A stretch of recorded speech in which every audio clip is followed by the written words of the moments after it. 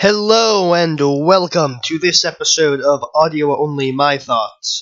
Today, and for the next 7 episodes of this, I suppose, we will be talking about Stranger Things, the hit Netflix series that I have been meaning to get to for a very, very long time.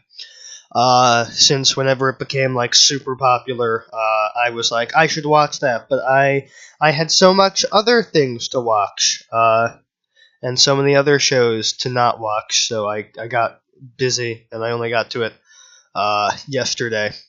So I watched the first episode of Stranger Things yesterday, and I always intended to, when I did watch it, I would do one of these, because, I like doing this for, certain short shows. I've said that before.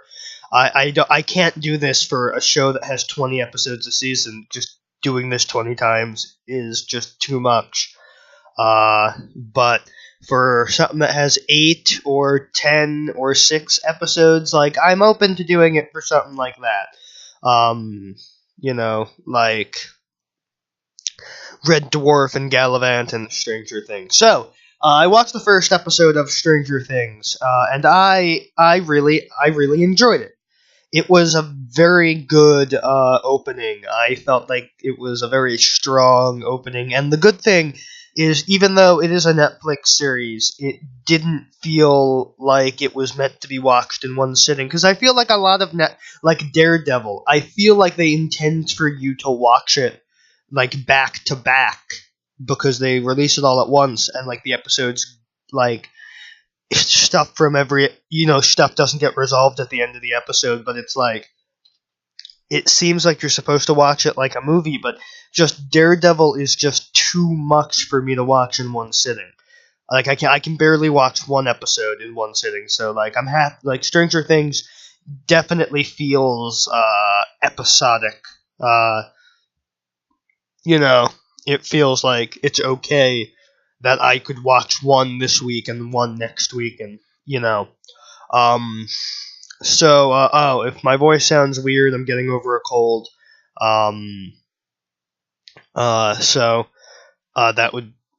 anyway, I'll start talking about, the plot, I suppose. I think it's interesting, the idea of the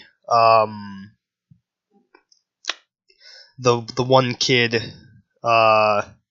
going missing, and then the first episode was basically kid goes missing, everyone scrambles to figure out what happened. Also, there's this strange little girl who showed up and is being chased by men in black government sort of people. So it's a very action-packed first episode. I will say one thing I appreciate is that the kids act like kids.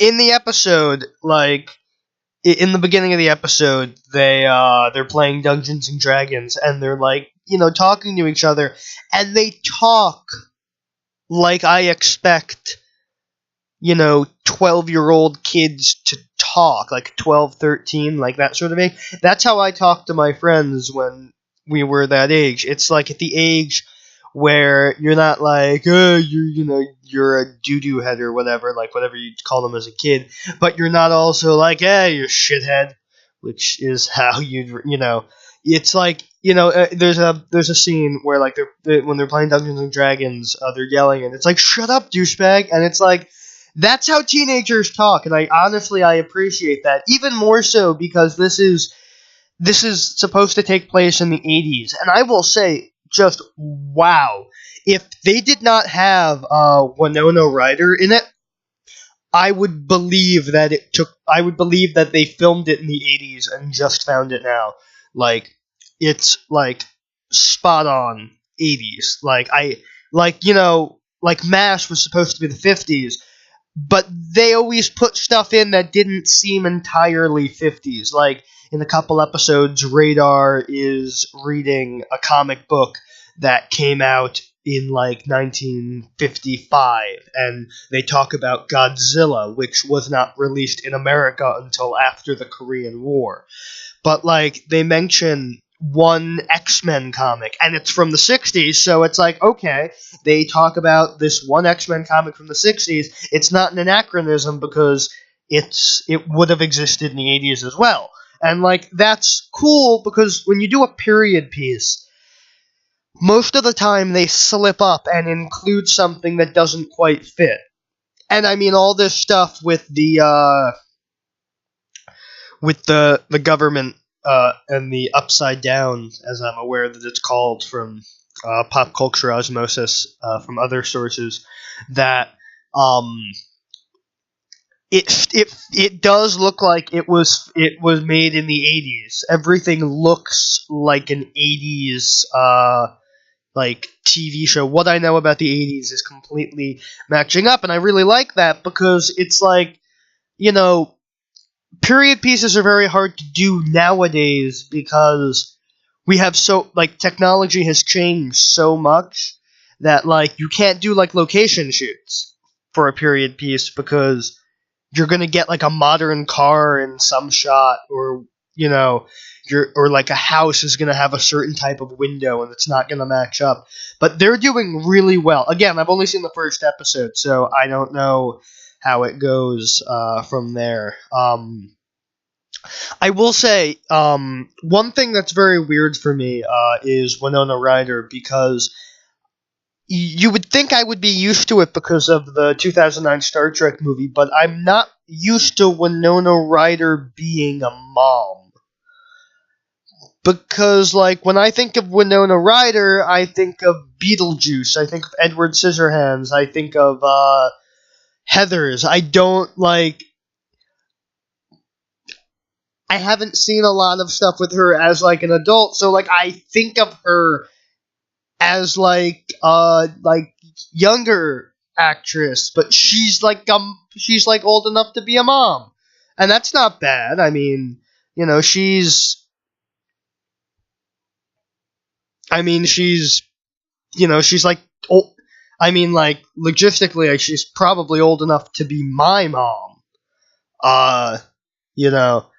But it's like, it's weird because I'm not used to her playing moms. I'm used to her playing, like,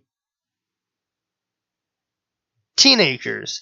It's my fault, and I guess because she took that little hiatus from acting, that there wasn't anything from that period.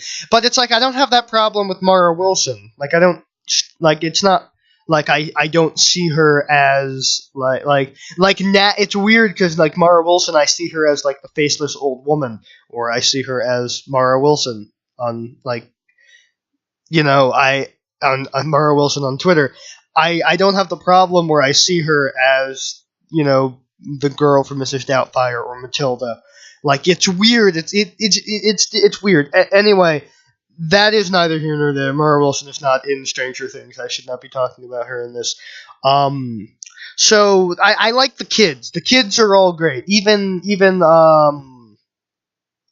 Millie Bobby Brown as 11, and she really hasn't done all that much in terms of, like, interacting with, like, the cast. In fact, she really hasn't really interacted all that much with anyone aside from, you know, I think there's a bit at the end of the episode where they sort of run into each other, but, like, I think, like, the kids, they act like kids, and they're, like, really good actors. Like sometimes, like, child actors aren't very good, but these kids are, like, really good. They're really good at being from the 80s.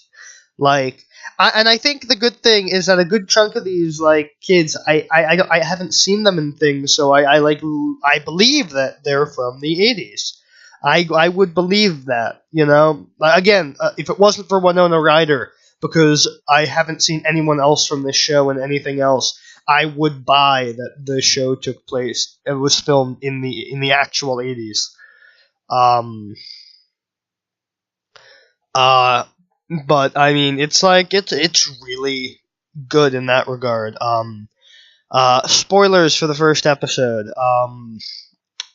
I was very disappointed that the diner guy got shot by the government people, because I was, like, so looking, like, at him, and I was like, he's like a good adult character in a kid oriented show, like a show with kid protagonists. Normally, like especially a show like this where a good chunk of the bad guys are going to be adults working for this, black ops agency sort of thing. He's like a good adult character. He doesn't do anything like irresponsible. He's nice, and he speaks to 11 like a person and not like, what the fuck are you doing in my restaurant? It's like I just appreciate a really nice adult character, and they shot him. And I was like, the moment he was like started being cool, I was like, oh, you're getting shot, oh, man. And I really liked you, man. But I was so angry because like I liked him. I wanted him to stay. I wanted him to be part of the show. The cop guy, the sheriff, I guess. The Chief Hopper. He's a bit abrasive, but I know that he probably becomes an ally with them eventually, because he starts off like abrasive, so he's gotta, soften up. That's how these type of shows work when they give you a character like that, especially like our first introduction is him on a couch all like, "Rrr," and he has like the element of his wife divorced him and took his daughter, who, from the way he spoke of her, he loved more than anything else in the world. And I know how these characters work. They soften up, and he's like, 11 will be the surrogate kid for him. I'm willing to bet.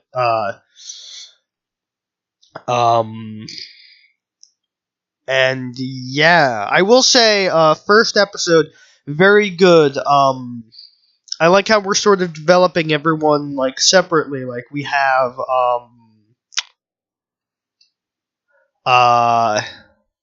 Mike's sister, who is like the 80s teen girl who has to hide her boyfriend from her parents because, they don't understand. And got the adults, at least the parents of, at least Mike's parents are just, they're like 80s parents. They're like, oh, and the dad's like, respect your mother, son, and whatever your mother said.